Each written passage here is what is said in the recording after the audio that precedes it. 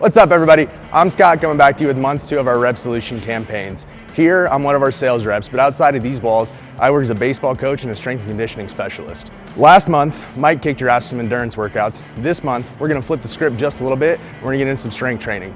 In my opinion, a little more fun, we get some more rest sets, and we see that weight go up.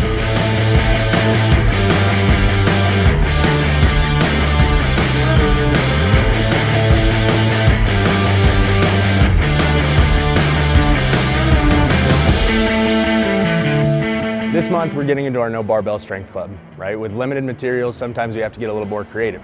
So what we're gonna do is we're gonna focus on a lot of time under tension today. Time under tension is the amount of time that we spend stretching that muscles throughout the movement, more commonly known as negatives or pauses throughout those movements. So time under tension, or tempo training, is having a set speed in which we're gonna move the weight. I always use like a 3-1 X1 as my example. So the first number being that down movement, the second number being how long we pause at the bottom. The intent, or that X, is just the second going back up, and then how long we pause at the top. So here I'm gonna demonstrate a 3-3-X1.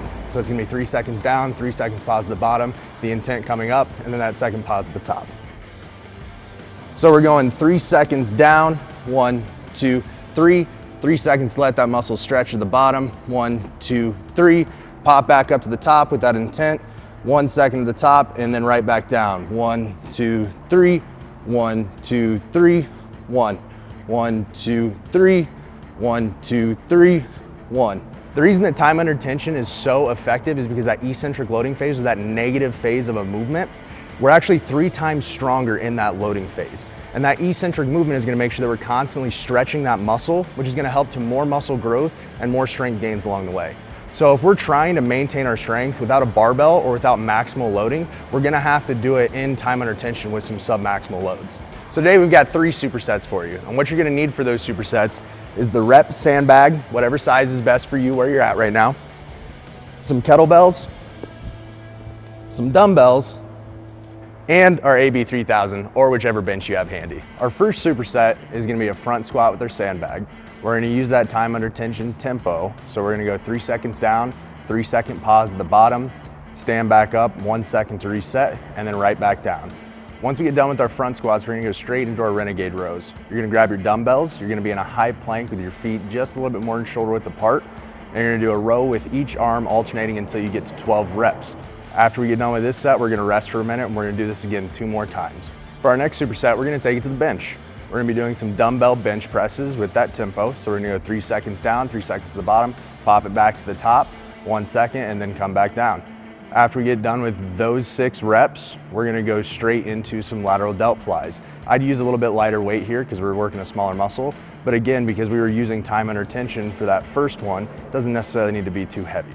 After we get done with that second exercise, we're gonna go through this 2 more times. After each round, I want you to rest for at least a minute, let those muscles recover, and then we'll get back to it. For our third superset, we're gonna be using some kettlebells to do some bent over rows for our first exercise. We're gonna do 8 reps, and we're gonna continue to work in that time under tension.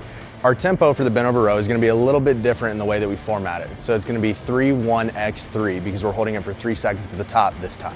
So we're gonna do the row. We're gonna hold at the top for 3 seconds, 3 second negative, slowing those kettlebells back down, and then we're gonna pull right back up. Once we get done with those bent over rows, we're gonna go into a single leg RDL. For your single leg RDL, if you need to, grab a hold of a wall, something to stabilize yourself, but we're trying to make sure that we keep our hips in line as much as we can. Try to stay balanced, using that weight to counteract your back foot coming up, and try to get your body as flat as you can, reaching that heel to the sky, trying to stretch out the hamstring that's on the ground. After we get done with 6 reps on each leg, or 12 reps in total for that single leg RDL, we're gonna go through this 2 more times.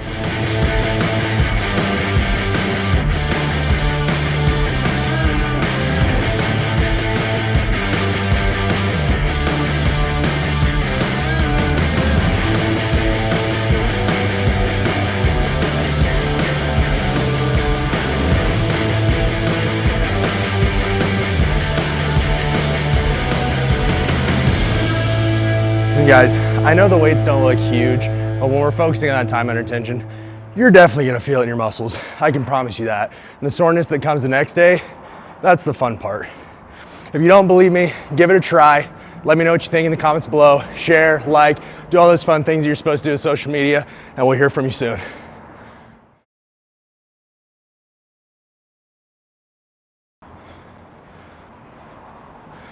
Does it make my arms look big?